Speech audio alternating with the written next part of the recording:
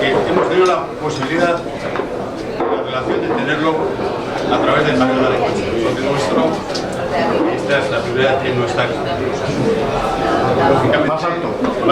Lógicamente va más allá de lo que es su figura y también entra para nosotros la familia Garaikoetxea en general. Esto es parte de la historia de los Sanfermines, parte de la historia de Nafardi, y hemos tenido la posibilidad de tenerla para nosotros en Nafardi guardada, gracias presidente a su colaboración. El señor presidente Nafardi ha tenido la deferencia, dada la relación que yo tenía con ellos y con nosotros, con Javier, mi padre también, de que fuera yo el que pudiera ofreceros esta placa. Historia sanferminera gracias a la familia Garaikoetxea Aramburu. Sanfreñoko, Historia Garaikoetxea Aramburu, familia del Esquero. Pamplona, 14 de julio de 2017, Iruña, 2017, hoy, perdón, estáis en el 14. Iruña. Eskerrik asko.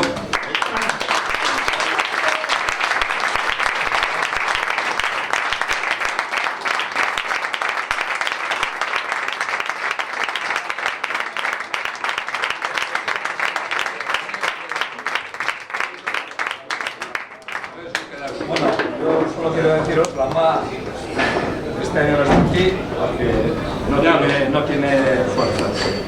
Pero os doy un abrazo a todos. Seguro que sí. Y estamos todos para deciros lo que habéis hecho. Ya lo sabemos. Por ellos siempre y ellos por Nafardi y por los chistulares, que es lo que nos ha unido a todos. Que sigan comprando.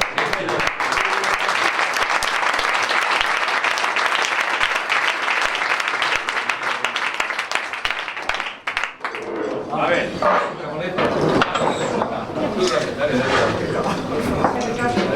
Vamos a ir aquí